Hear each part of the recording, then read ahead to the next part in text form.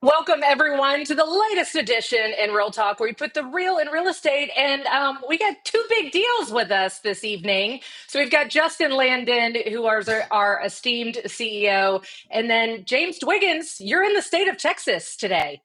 I am. It's San Antonio. I'm here on your turf. Well, wonderful. We're so excited that you were able to join us.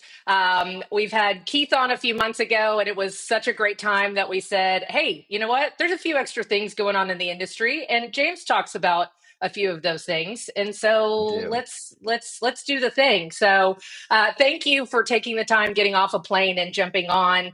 Um, Yeah. you know, we were talking about this a little bit offline. MetroTex is the fifth largest association in the country. I think we have the fifth largest MLS under Netris, and there's a lot of things going on. And DFW is also one of the most robust marketplaces. So, given all of the economic factors, the challenges in brokerages, obviously legislation, and a few other things, delayed marketing status, clear cooperation, portal wars, interest rates, and insurance, just to name a few. There are a lot of things going on. So, Justin, I'll let you kind of lead in with James, how we kind of want to start rolling the dialogue this evening. Yeah, James. So, I mean, one of the things that is really top of mind for me right now, and would love your insight, is it seems to me that we're in a sort of an unprecedented time where the brokerage community is asserting itself in a policy making capacity at a national level that we've never seen before. Whether it's CCP or other things related to buyer representation agreements. This just seems like a real change, right? Whether it's Compass or EXP or you through NextHome. What impact do you see this brokerage level advocacy having on the industry at large, which has typically been led by NAR, and now it seems that positioning is changing. Well, you guys are having me on, so there's no filter. Um, That's what you're here for. Look, yeah, I mean, look, it's been a really tough few years for the large brokerage and franchisors, myself included. We just went through massive litigation. I've been through three now, both sell side, settle the buy side case, which no one's even talking about in the news right now, but those are still ongoing. And then other just typical lawsuits that happen. And unfortunately, the brokerage community was never really involved in the discussions on these suits. It was, we got sued, NAR was taking lead. Then it was like, you're on your own. And then it was like, we're going to do a national settlement. Nobody was ever involved in those discussions. And so it basically created, I think, a lot of distrust between the brokerage community and the National Association of Realtors. And in fairness to NAR, they're obviously working on trying to extend those olive branches to fix that. That's what Sherry Chris is there for, that Nikia's brought on, and others. But there's a significant road ahead for NAR to get its credibility back with the large brokerage community. And so what you're seeing now is what used to be people kind of sitting on the sidelines. They're now directly involved, saying, "No, we're not doing that," or "No, we don't like that." And there's just a tremendous amount of pain to get through on that relationship. And so I think you're seeing the effects of it. Also, we're in a third year of a real estate recession. Let's call it what it is. And so, I don't think 2025 is going to be significantly better than 2024, maybe a little bit better. But generally speaking, it's not going to be significantly better. We might do maybe 4.2 million units this year. We average 5.3 in the country. Last year, we were just above 4. Right. I just literally got off a phone with one of the top economists and Wall Street analysts, Ivy Zellman, yesterday on a pod, and she's not feeling optimistic with tariffs and everything that's happening. So, look, we're in a spot where brokerages are also really struggling for, continue to generate profits. I think you're seeing a lot of that affect decisions that they're making. You can only squeeze so much juice out of the orange if there's only 4 million units being sold, right? So you got to collect a lion's share of that to grow your business. Wall Street wants to see returns. That's not realistic right now. Yep. Most of the real estate brokerages, minus a couple, are in somewhat just they're flat. They're not really growing. So we're in an interesting spot. And to Justin, to your point, I think you're going to see more of this. I think you're going to see more brokerages either separate or not follow policy that would typically be done at the national level. I also think a lot of this will go away when the market gets better, though. Too, when people are making money, they don't pay attention to as much stuff. So, I mean, you just talked about, obviously, calling out some leadership gaps that we've had, and that's been ongoing here for a little bit. So what is the conversation that we should be having at the national level more, from the association side that we're not currently having? I mean, look, I think Nikia's got a tough job. I know her Yes, she really does. well. I've had a lot of time to spend with her. I think she's very smart. She comes from a turnaround mentality, which is Right. great. Um, Speaking candidly, I think that part of that strategy needs to be restructuring how the association operates. Yes. And I'm going to irritate some people now. That means less volunteer leadership making decisions and more of a executive team that is a full-time executive team making more decisions. I love my industry the same as you both, but the people that are in the volunteer positions are selling real estate full-time. They're not involved, 10 hours a day focused on the industry and where we are, and we're getting lapped. There's big moves going on in the space, and I don't think the industry is even remotely prepared for some of the moves that are there. And unfortunately, and this is me sort of supporting Nikia, I think that until we shift the way the association operates, there should be way less volunteers involved in making decisions and having really, really high level people that are just focused on how do we move the association forward. How do we make sure the association has a 10-year plan? What's that going to look like? Until we do that, this problem is going to continue. And I think you saw some of that. I've been very vocal. I did not like the demo status. I think that was a mistake. I think that doesn't solve anything except try and mitigate litigation that NER doesn't want to be part of, understandably. But this industry is going through rapid change, and it takes really strong leadership to get through that.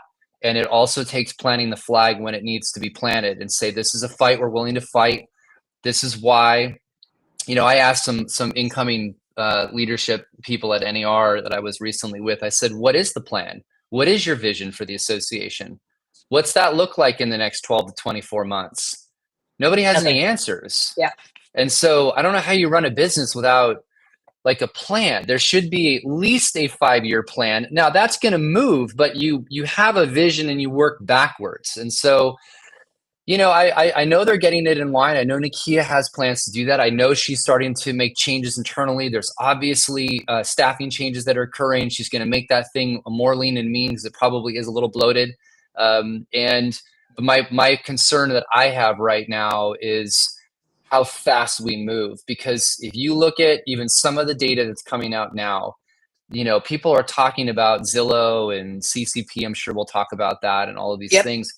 I don't think people even realize how big a move this is with Rocket buying, not Redfin. I could care less about Redfin. No offense. Mr. Cooper. Mr. Cooper is the big thing. That is a massive move into the space where you are handling one out of every 6 mortgages in the US. And you don't think that marketing machine is going to figure out how to recapture that into business where they've got real estate agents now, they've got the loan, they've got title, they've got insurance, they've got the servicing. That is a complete ecosystem. And so to me, and keynotes I'm doing around the country, I'm like, you should be looking at Rocket, you should be looking at ICE, and don't think Zillow's going to sit on the sidelines. There's no scenario where they're going to sit on the sidelines. I mean, I think you absolutely could see them potentially moving into the servicing side as well. So we don't have a plan. We have no plan in place at all. There's nothing that anyone's talking about. And I'm sitting here going, you look at one chart on that investment doc, just one chart, $40,000 average cost to do a real estate transaction in the US between buy-side compensation, sell-side compensation, loan processing, and title. And Rocket goes, we want that to be 20. Well, yeah. There's only one place that's coming from. That's coming from the realtor compensation is where that's going to come from, because they're going to bundle to figure out how to do that. So we have to have big conversations about the future of of where the industry needs to move and what needs to happen. And it may be that a lot of people have a lot of problems with it, but that's also what leadership takes, is going, well, we're making this decision. You can come along or don't be here. Like, that's just where we're at. So I'll shut up. Well, we don't want you to show up. I love that. Go ahead, Justin. Well, I think what I love what you talked about there, James, this idea of business planning. And, it seems pretty basic, but I had an opportunity to visit with some of our leadership at the national level very recently. And that was one of the things I really wanted to drive home was we've been in crisis mode now for 2+ years, right? At least. Partially the settlement agreement, partially just inability to get out of our own way, right? What do they call in tennis? Like unforced errors. There's been a fair number of those. But because of that crisis mode, we're still, in some cases, especially at the national level, bailing water at times. And, our brokerages are moving at a different pace. Frankly, our brokerages have pivoted their business model probably 15 times over the last 50 years, if not more frequently than that. The association, the MLS, are running the same business model we've been running for 100 years. And this is an opportunity to change that.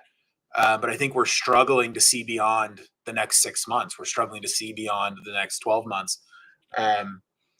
And I'm certainly trying to drive that conversation home. We have got to start putting together a plan on what our association MLS business models look like and how our brokerage business models fit inside that ecosystem, if at all, right? They may not, some may not. And I think that's a scary proposition for many of us, but we're going to have to answer those questions if we're going to move forward.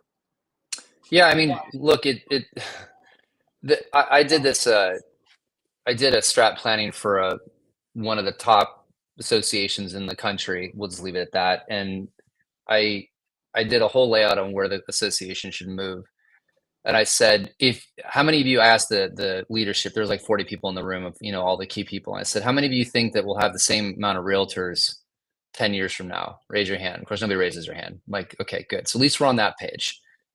It's going to shrink. That's the reality. There's no scenario where we have the same number of agents in the business. I just don't believe that. And candidly, we already have too many as it is. So let's hypothetically say we end up with 500,000 realtors. Let's just use that number for conversation's sake. It's not what I'm saying, but let's just use that number. Then I go, we either have to double the dues to have relevance. And for anybody who doesn't understand the value of an association, go educate yourself, because advocacy, which I want to stop even using that word, that doesn't mean anything to anybody. Lobbying is literally how the United States operates. And we either double the dues or we have to figure out a way to get new members. And one of the things I keep pushing all the time is that there's a bigger audience if we made the association not just realtors, but also homeowners, where we're actually an association of people who own property in the United States that we're lobbying for. Now, we actually talk about that, but we don't actually talk to those people. We talk to our realtor membership. So imagine if all of a sudden the association, I don't know how many homeowners are in the United States, 175 million, whatever the number is, doesn't matter. So if all of a sudden that membership base went from 1.5 million and we've got 75 million, the NRA, I'm going to use the same 3 letters, but in a different order, does an amazing job, whether you agree with gun rights or not. It's not the point of the conversation. They're very good at taking every single thing that's related to their issues, publicizing it, and say, donate here, $5, $10, $20. And so to me, long term, if we know we're going to lose agent base and we want to remain relevant as an association, the biggest population you could do is figure out how to get homeowners to contribute 25 or 50 bucks to stop politicians from doing all the dumb shit they do, which ruins private property rights in this country. Well, it's a fact. Look at the bill going on right now. Shannon McGann, I had a conversation with just literally last week about this rent control bill that's trying to be pushed in DC. I'll bet you that probably 90% of your association members have no idea that bill is even going on in DC. That literally we're in a fight for our lives right now with this whole thing that's being pushed through Washington politics. In California, where I am, I'm sorry for all of you in Texas, but in California, we deal with this crap all the time, where there's rent control bills that we have to get squashed. I remember in San Francisco, where they almost got a bill passed where it would be a 50% tax if you bought a house and sold it within 24 months. And it was designed to stop investors from buying property. Imagine that. By the way, the San Francisco Association of Realtors only defeated that bill by 1 percentage point.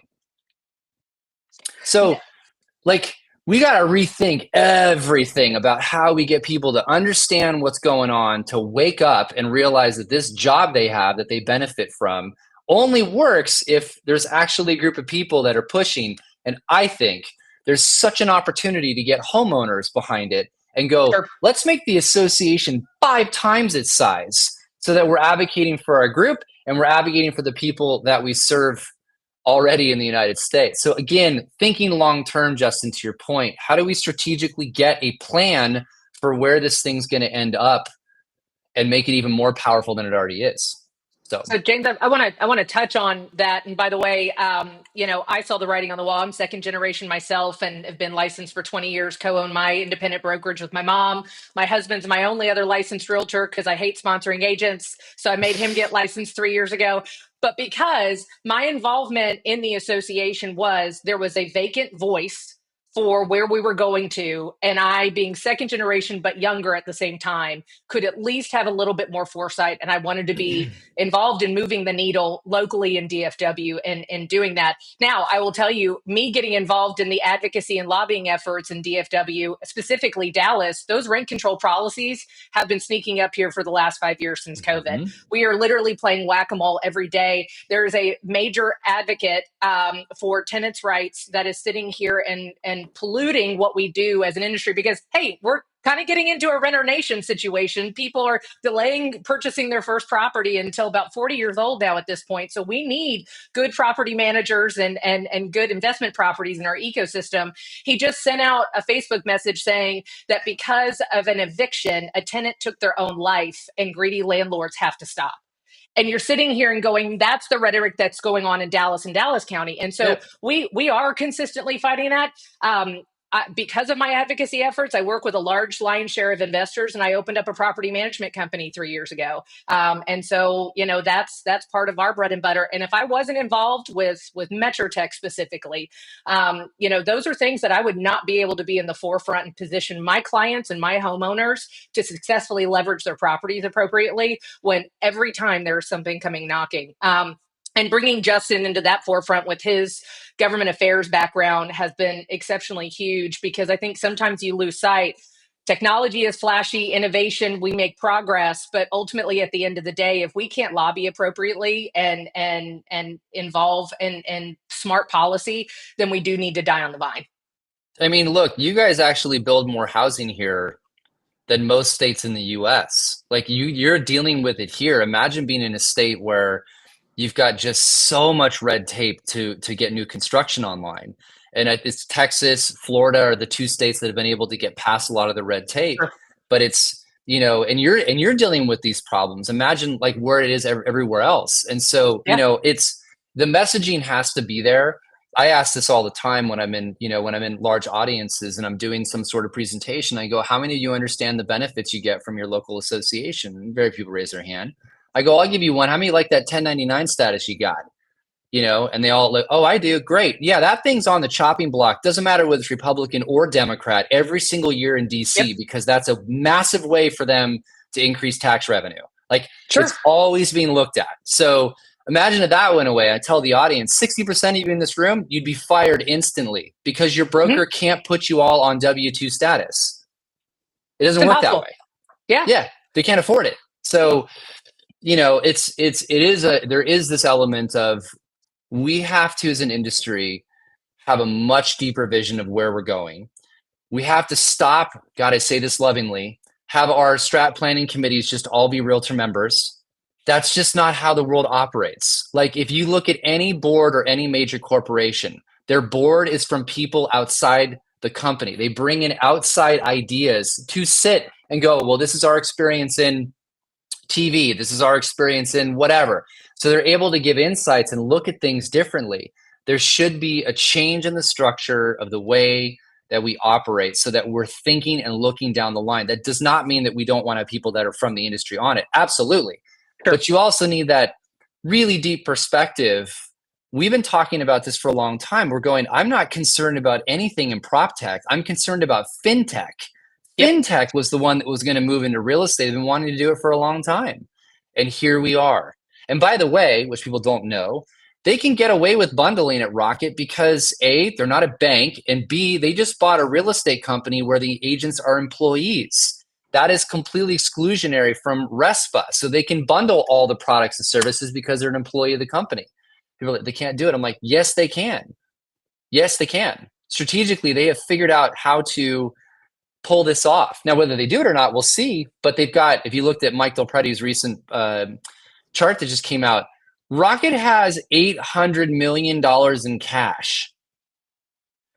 Zillow has $400 million in cash, right? And then it goes down from there, and all the real estate companies have very little comparative. So like, it's a big thing. And I don't think we're done. I think you are going to see more players from fintech go, let's see how we can go up funnel and make bigger moves into the space. What about ICE? I mean, ICE is worth a fortune. So no one's having that conversation either. Well, you talked about that. And everybody keeps changing their name, James. I don't know, Cotality. I don't even know what that is anymore. It's like they just changed their name and all of a sudden it's a different problem. But with all the acquisitions, I mean, ICE was not really part of this dialogue tremendously until the last couple of years as they've started to acquire more verticals in our space. Same is true at Stone Point, where they've acquired Lone Wolf and CoreLogic, and apparently a significant part of Keller Williams. Although we don't really know from what I hear is a majority stake in Keller Williams. Actually, 100%. Yes. So these things are happening across the board. And we had Jack Miller from T3 on, I guess, last episode, whenever that was, a couple weeks ago. He's amazing. Love him. Shout out to about Jack. Some of this. Yeah, he's awesome. Another Texas guy down there in Austin. Shout out. They'll be here in Frisco in 3 weeks or so. I assume you'll be here as well, James, for the T3 Summit. I will be. All right. Very good. Wonderful. But anyway, when Jack was on, we were talking about this M&A and how, we're seeing it across the space. No indication that it's likely to slow down at this point. I think you and I have texted a few times, James, about some scuttlebutt in the background of things we may think are happening. Really haven't seen that yet quite play out on any significant scale on the association or MLS side, but have to think that's coming as well as things continue to tighten. I guess we'll just have to wait and see. I mean, where I do think you'll see. Look, I think this may be a good segue for it. What I don't think people realize in this argument on clear cooperation policy, and I think this is a good segue to this conversation, what 99% of the agents do not realize of what was going on there, and this ties back, Justin, to your comment, the idea of a collaborative and cooperative marketplace that we've spent 40 years building, that started with my father, we're in California when he brought the first DOS-based MLS system called Boris online. It tells you how old I am. And the way the world operated prior was in my grandfather's time of there was no MLS. And so the real estate market was dominated by large companies who held back inventory, tried to sell it all internally, double-end deals, before they'd actually cooperate. And there were no independents. Actually, there was very few opportunities for you to do what you're doing, Sure. And in my hometown of 40,000 people, and the town above it with 20,000, the town below it at 20,000, my grandfather had 126 agents in the late 60s and 70s. That is massive, to be clear. That'd be like 1,000 agent brokerage today. Sure. And so what nobody understands about this conversation about seller choice is it's not about choice. There is choice. There's lots of choice. There's a difference between choice and steering. Two very different conversations. Something that sounds great to a seller but benefits the company. And what's happening in the market, so everybody understands when I talk about acquisition, and this goes to your comment earlier, Justin, if there's a couple of companies pushing off-market inventory, and right now it's roughly 6% of that inventory is sold internally within the brokerage and could grow the bigger they get. The bigger they are, the more inventory could potentially sell internally. There's no scenario, zero scenario, where all the major companies don't respond in kind. That's the ironic part to this entire conversation that 90% of the industry does not understand. And the interesting part about this is the largest real estate companies are franchisors. They aren't brokerages, to be clear. So Anywhere is the one that owns Coldwell Banker, Century 21, Corcoran, Sotheby's, ERA, Better Homes and Gardens. That's all one company. Currently, under CCP rules, Clear Cooperation rules, they can't create a private listing network because they're not a brokerage. Same thing for Keller Williams, same thing for me, same thing for Remax, etc. But if there's companies out there that aren't playing by the same rules as everybody else, that are literally ignoring CCP policy and marketing stuff publicly when they're not supposed to under office exclusives, which is what's happening. You think that any of these companies are going to care about NER's policy, or candidly, and I mean this respectfully, to you guys as well, they're going to follow MLS policy? You don't think that Anywhere Real Estate or Keller Williams is going to produce their own private listing network and just go, yeah, well, you know what? No one's enforcing it, so we're going to do our own thing. And if you have two of the largest real estate companies in the US decide to create a private listing network, it is game over. Yeah. Game over. And let me explain the numbers. I've done this math. Depending upon the local market, if you have less than 10% market share, you're gone. You will be immediately merged because the agents in your brokerage won't have access to where the inventory is. And so they're going to go, I can't show my buyers anything because I have to be part of that company in order to get access to that inventory. Mm-hmm. And so they leave your company and they go to someone else's company that has inventory. And so these large companies, depending upon the size of the market, 20% or 10%, 10% if you've got a lot of players and it's a big market, 20% if it's a smaller market. If you're under that number, your brokerage is gone. Agents will leave, they'll roll up, and what you'll see is the biggest consolidation of real estate companies in the US that you've ever seen before. You end up with roughly 12 firms that dominate roughly 90% of all the business out there. And the sad part is it becomes this thing that it was in the 60s. We literally everyone's like, oh, it's about innovation. It's new idea. Nothing that's being done today is new. Zero. It's literally what my grandfather did in 1967. I remember because I asked him how he became such a large company. He said, well, I had all the inventory. So I controlled the market. The end, right?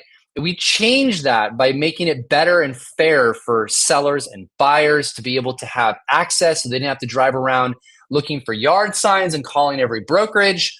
And now we're in this world where we're literally wanting to history repeats itself. But if we love the industry we've got today, where people can work at lots of different companies that are all competing on different ideas and models, et cetera, then the system we've created, not perfect, but the system we've created is the best in the world. And 99% of agents have no idea how good they have it. Because if you leave the United States and you look at the lack of any MLS around the rest of the world where people have to do exactly what I'm saying, like go find a property in France, good luck. You got to go online, go to every brokerage, call around, pray to God that you know what company you're looking at, try to find a yard sign. That's the world that we're talking about, not this seller choice bullshit. That's the argument that we're having. There already is lots of choices. And to be clear, because someone's going to call me out on it, I don't have a problem if a seller wants to keep a property off MLS for very good reasons and are informed correctly about what decision they are making. But that is not the conversation we're having today. That is not the conversation that people are having with the sellers. The sellers are thinking this is a good idea. They're being sold on this idea, and we are literally fragmenting the entire platform that we've spent 40 years building. Mm-hmm. And so, Justin, your conversation about roll-up, that roll-up, by the way, goes a lot further. When there are 12 to 15 real estate companies that dominate 90% of the industry, two other things happen. Number one is, unfortunately, MLSs become irrelevant because there's no scenario where these 15 companies don't create their own. And number two, the association goes away too. And then we're in a world where we've got no advocacy, no structured database, information all over the place. And agents, good luck. Try doing your comps when 15 different companies hold the inventory. Like it becomes this just absolute mess. So it's easy on sound bites to go consumer transparency, seller choice, seller privacy. I don't know. I'm pretty sure you guys have the ability to hide an address in the MLS. Am I correct? If somebody wanted privacy, I'm assuming the MLS has an ability not to show the address. Pretty much most MLSs across the country do. I believe we do. Yeah, I believe we do, James. Right. We just don't see it often in our marketplace, but yes. My point. people don't actually ever bring it up because it's not things sellers are actually requesting. Out of 110,000 homes that my company has handled on buying and selling, you know how many times as the CEO I've had an actual seller email me and complain about being listed on the MLS? My agent was horrible. They put my listing on the MLS. Yeah, a sum total of 0. I get all the other complaints, but not a seller saying, I'm so pissed my realtor put my property on the open market and got me all these offers. You know, that's the conversation that we're having today, or should be having today. Anyways, I'm on my soapbox. Honestly, we love your soapbox, James, or else we wouldn't have had you on here. So, and I think that's what again, Justin's been with us a year. There was a lot of pent up demand. I mean, again, we're in the Dallas Fort Worth marketplace, which is the epicenter of growth and some would say the world at some capacity. And he came on and I looked at him and I said, are you ready? Because there was so much pent up demand of innovating and actually being an indispensable resource to the brokerage and the homeowner community. And we were so far behind that we have not been able to take a breath, to the point in where when he started in March, we went on a trip. Oh, I think we actually saw you there. Where were we? In Arizona? Scottsdale.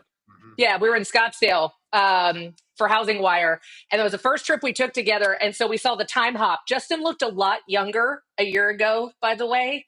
But that's a testament to the guy. Got the gray hair going right here. It happens. Yeah. We call that the Ashley Gentry effect, you know.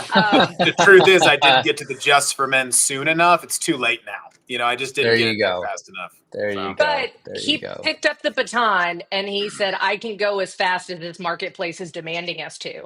And that is what I am so proud of what MetroTex has done. And we have just gone inward. We can't control everybody else externally, but what we can control is when somebody thinks about what the value proposition is of their local, association.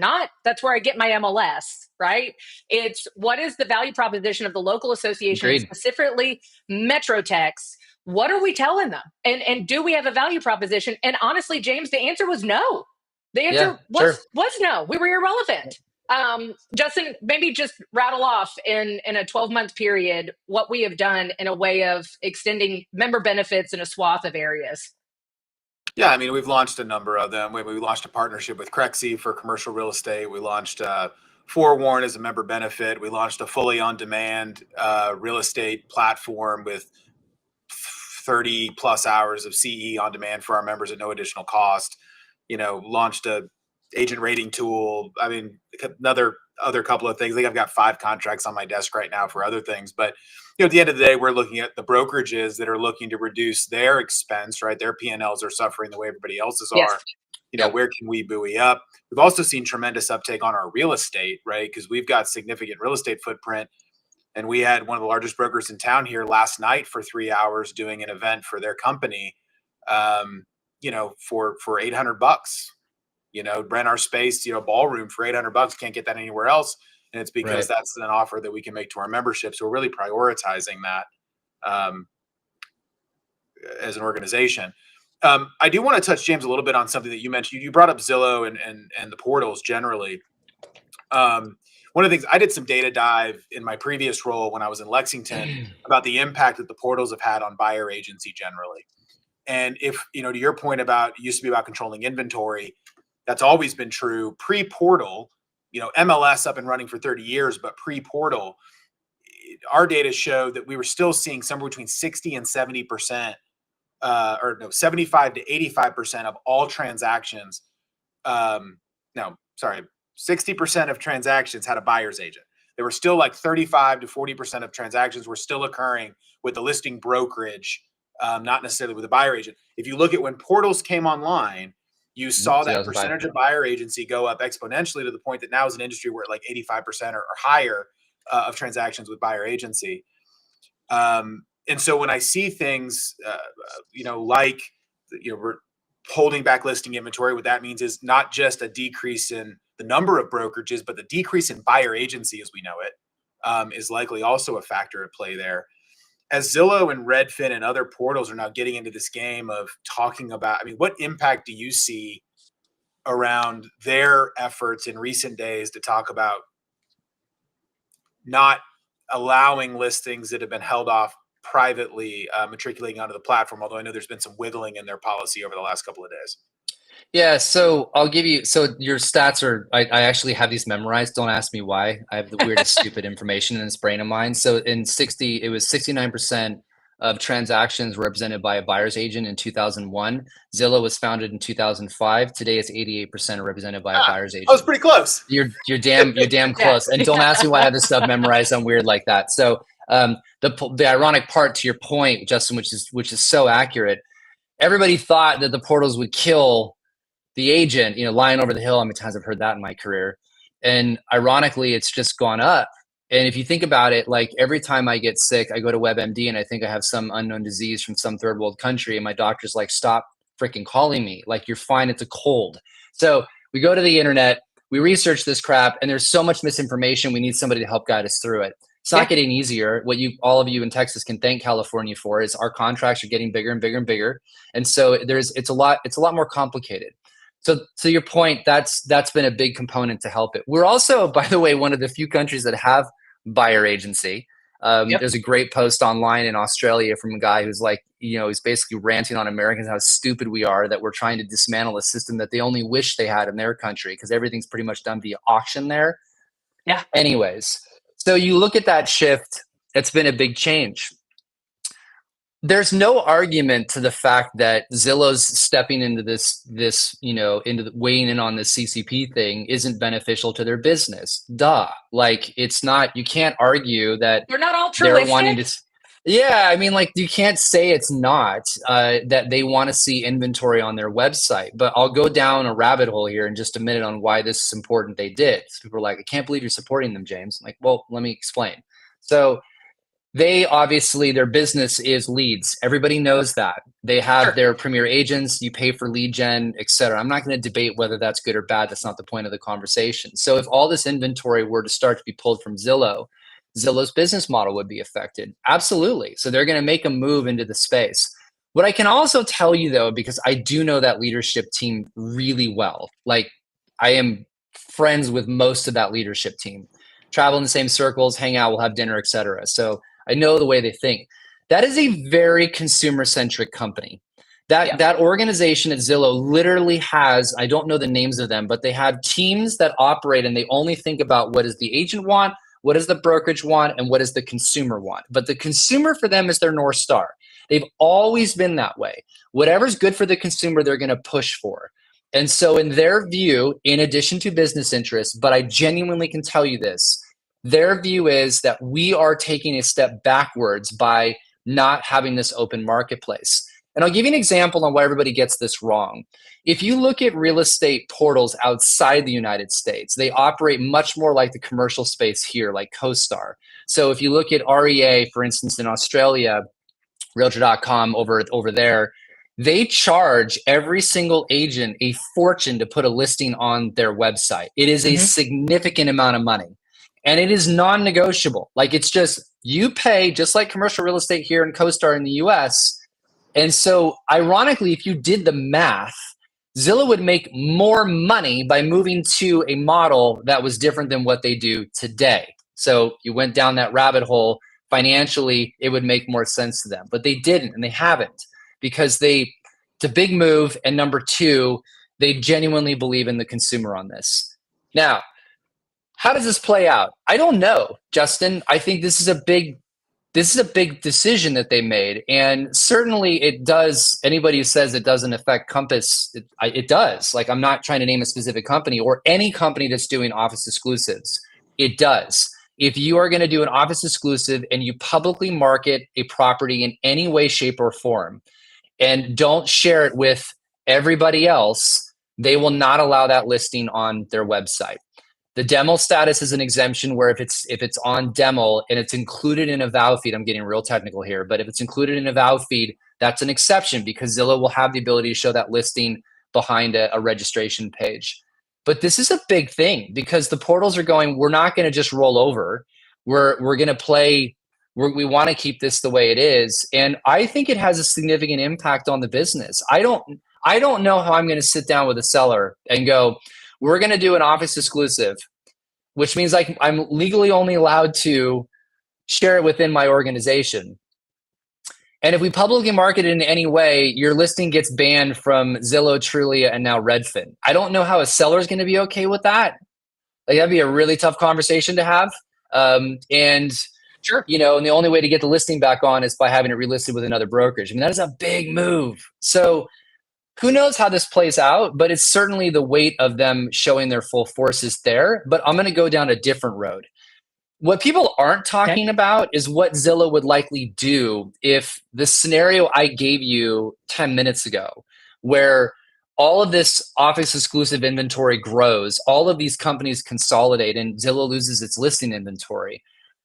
This is the part nobody really pays attention to. And I showed this on some social media pages. Zillow's annual traffic last year from ComScore in 2024 was roughly almost 1.4 billion unique visitors. Realtor.com is half that. And Homes.com is even less than that. And then every major real estate brokerage in the country, you could combine all of their traffic, all of them, and they wouldn't even get close to Realtor.com as far as traffic. So my point here is, what do you think a portal of that size is going to do when they're already a brokerage? They already do mortgage. They already do title. They're already basically operating like a brokerage, except they make their money off referral fees. You don't think they're going to pivot if all of a sudden they were losing listing inventory? The next move I would make, I'm not speaking for Zillow, by the way, and I don't have any inside knowledge on this. This is speculation on my part, but it's logical, is I would go, yeah, you know, no one wants to play nice anymore. So we're just going to go become the thing that everybody fears. We're going to become the largest real estate brokerage in the country because we have 1.4 billion eyeballs, and they go to every single agent that's currently on their platform, and they go, if you want to stay receiving business from us, which all of these teams get a significant portion of business from, you become a Zillow agent. And they strip the agent population from all of these other companies. Like, if you just look at the chess pieces on the board, this stuff makes logical sense. So there is big players playing in a sandbox that no one understands how big a move these companies could make. And again, the ripple effects would happen through. So why I've been supportive, because I've been vocal about their decision, is candidly, it keeps them in their same sandbox. It's good for consumers. Yes, it benefits them. I'm not naive to that, but I also know what could potentially happen if they don't play in the same sandbox. And in my opinion, I think it will shift the industry even more to a degree people just simply don't understand. Again, James Dwiggins' opinion and speculation, not related to any information I have, just looking at the tea leaves. So, but you weren't expecting that. So what do we do? What do we do as no, I love it. But what do we do as the association and the MLS? And obviously we're a shareholder based system with the other local associations up here in North Texas. So what does that look like? Like, how do we innovate as the MLS? What should we be doing from even just an advocacy part in the industry to maintain that cooperation and the data and everything? Like, what can we be doing vocally from a leadership standpoint now? I think a couple of things. Number one is looking at a long-term plan on where does this end up. My opinion, again, James Dwiggins' opinion, is there's 500,000 realtors left in the industry in 10 years, maybe even less than that. Doing a lot more business, to be clear. I want to be clear with my comment. Okay.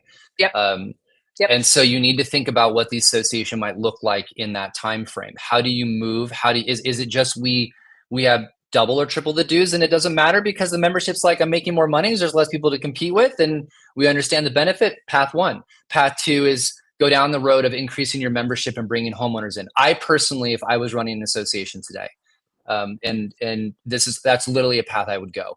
How do I become a absolute necessity for homeowners thinking I want to pay my HOA fee to this organization that's protecting my private property rights, and realtors are part of that, advocating for them? I think there's something there. And he already has a portion of money they contribute to. I forget the association that nobody knew about until the New York Times wrote an article.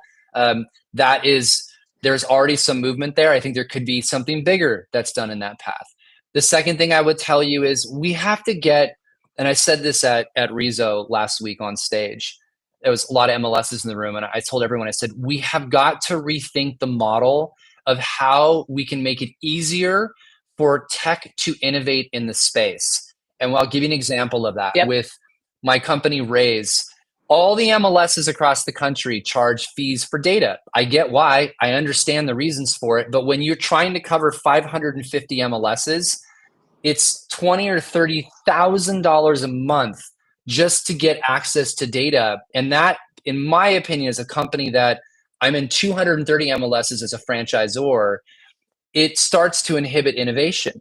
And so one of the things I said on stage was, maybe there's a different approach. Maybe take an equity position in these companies instead. Meaning, now you're buying in. You can the tech company can pay, or we'll take stock and we'll go ride this train with you, so that we're bringing more innovation quicker and faster to the real estate community.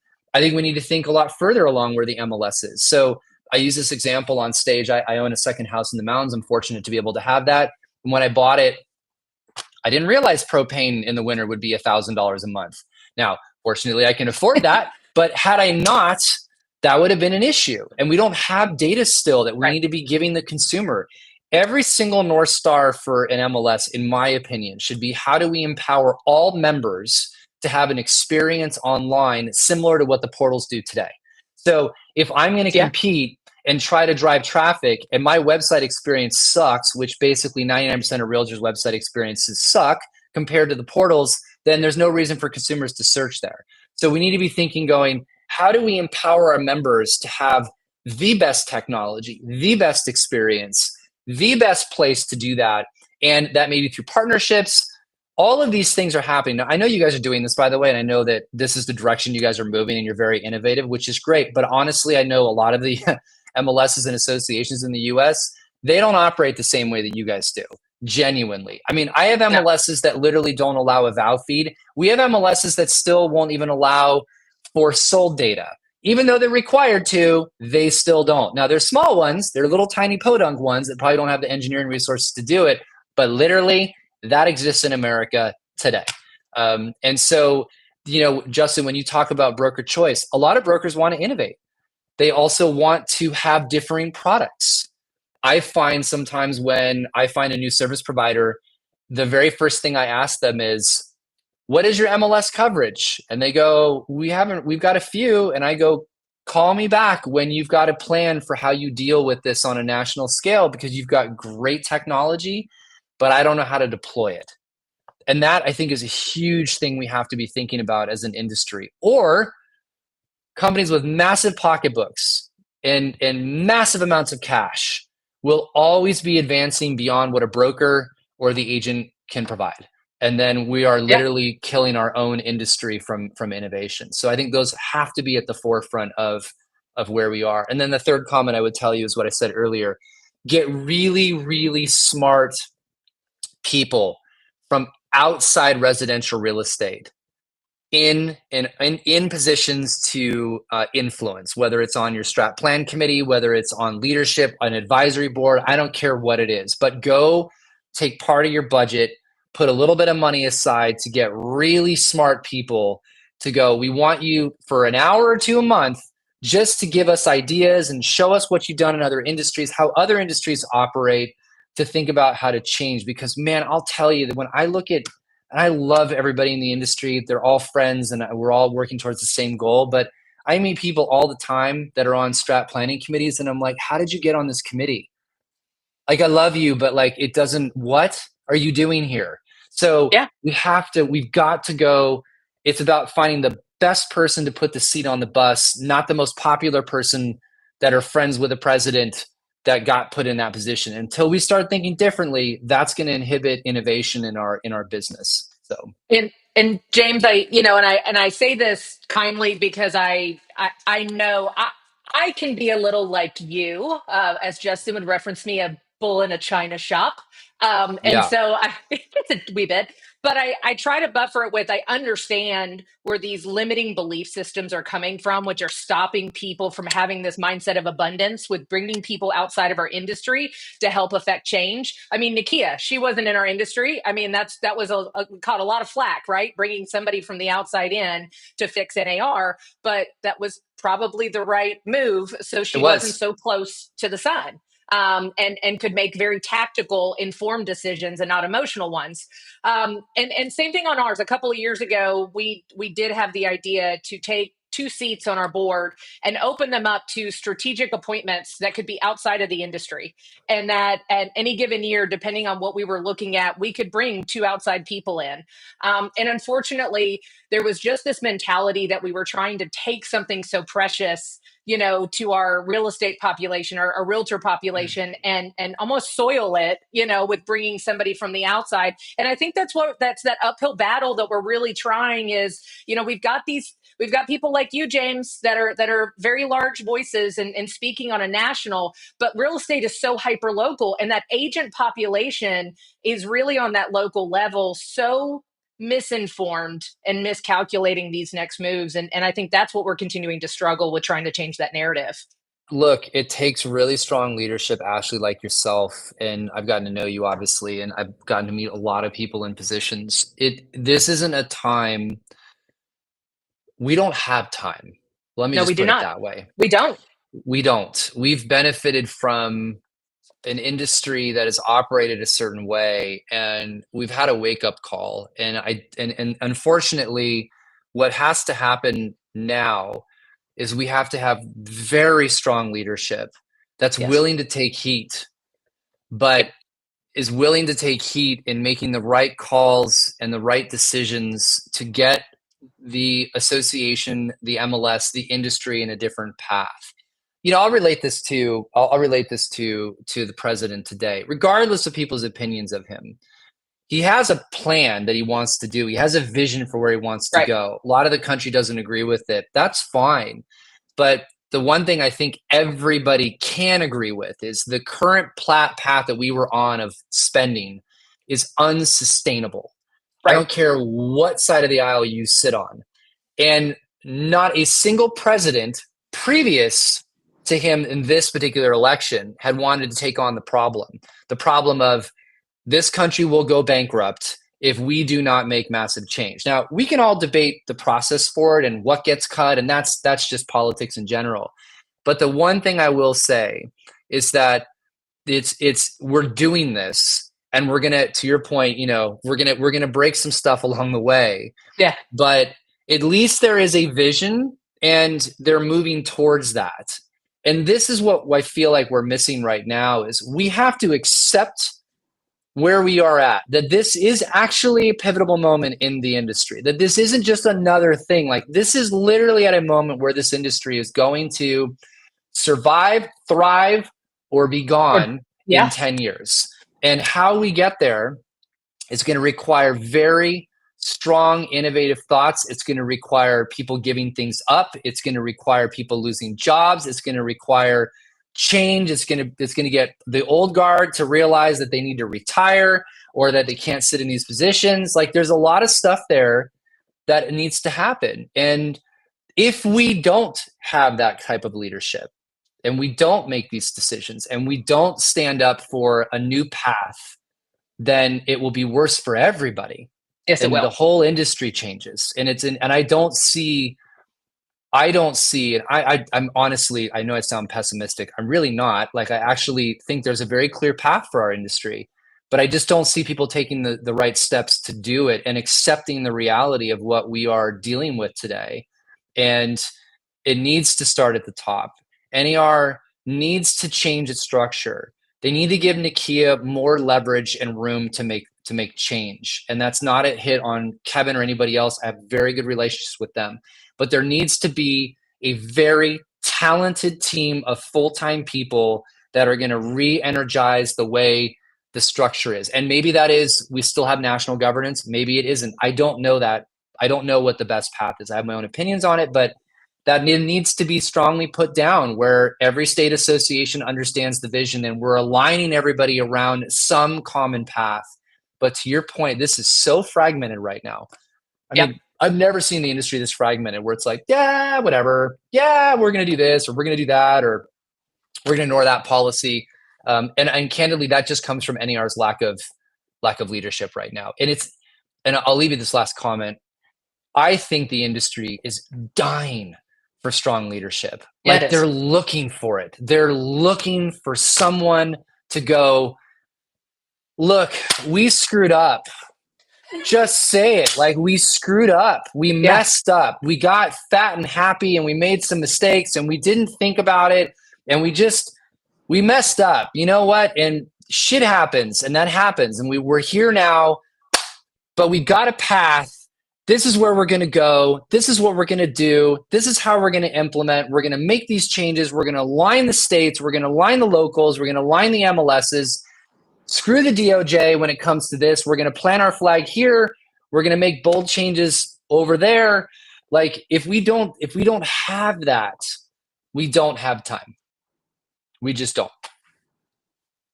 You know, James, I think the danger in all of this is something that, as you brought up, the current national administration, the administration of the United States of America, and the plan that's being executed there. I think some of the struggle that's happening there is something that I think we're struggling with as well, which is distraction. Right? There's so many things going on that are pulling us away from that core mission. The fragmentation, the debates of this or that. I mean, you talk about, we're getting hit with it on all sides when the focus needs to be on figuring out what this through line is. And I think that will be our greatest challenge. Yes, we need leadership, but we need that leadership to focus on what the issues of the day are that are really going to impact what our future is, not getting bogged down in the 17 other side plots that are happening across the industry. Because I know that's what I'm struggling with in my day-to-day. I'm sure you are as well, leading a company. How do we focus around the things that matter and not get distracted by all the noise, of which there is more than I've ever seen in my life? I agree with you, but it also goes back to that one comment. You've got to have a vision for where you want to go, and then you need to have the right people in the room. I'm not trying to rag on they're dealing with a lot at NER, and I understand why, and probably to some degree more than even most people. But if you look at this, you look at the delayed marketing exempt listing status, and it just felt like there was a decision made in a vacuum. MLSs weren't part of the conversation except the forum that happened in October. There were side conversations, Justin, which were happening. And then there wasn't a strategic plan to roll it. So you've got this status now that, by the way, and you know this, 99% of tech companies aren't using VOW feeds. So there's all this potential listing data that's going to be missed out of IDX, and the only way to get it's through VOW. And then there's a cost to doing that. For some MLSs, they charge more than for an IDX feed. And there's an implementation process. And, oh, by the way, how does it affect franchisors and brokerages? How does it affect the MLSs? There wasn't even a PR campaign. Like, we launched it. What's the messaging? There was a launch, and then it was crickets, right? And then when there's no conversation, all the noise fills that void. And then it becomes this thing where you've lost the narrative. And, I said this to a couple of the leadership team members. I said, why weren't you on the top 50 real estate podcast the following week? Four of you could have knocked the entire thing out in 7 days, mine being one of them. Like, we would have had you on, and boom, every single executive would have known about it. So they're just not getting their stride yet. And I'm not piling. It has to get figured out quickly, because all it does is frustrate everybody more. And then we're all dealing with damage control. And again, that just has to start from the top down. How that operates there affects everybody, whether people realize it or not. So, not to mention, I'm sure you were dealing with damage control with your members, trying to figure out, now we got to explain this thing, and like, what does it mean? And what does that do? And the phone calls, and then the stuff that's happening. And then, oh, we didn't think about that. So now we got to update the FAQ again for the third time. How about we try to bring a group of people in, figure out all those problems before we release the FAQ, so we don't have to update the damn thing 3 times. I don't know. Makes logical sense to me. So that's that part where We've just got to get our stride back. And, you know, as I've said publicly, I am happy to help. I'm advocating for NER. I am behind NER. I want to see it get back on its feet. And, you know, I know everybody on this does as well. So, and my favorite saying right now is, because we have to be introspective and get a little humble, as we can be both supportive and critical of something at the same time. And that is where we have been. It's not an apology tour, but that was something that has been very important. We can be critical of the way we've been doing things, and also support the organization to get it into a better path, and be more proactive instead of reactionary in this marketplace, which it seems like that's what we're constantly doing. When that whack-a-mole pops out just enough, they hit it over the head with something, and it just doesn't seem strategic. We're not piloting what we can, and we've got a ton of resources. I think that's the most frustrating thing, is we have a ton of resources. We have the people that could be brought into those conversations, and I know Justin's having those conversations constantly.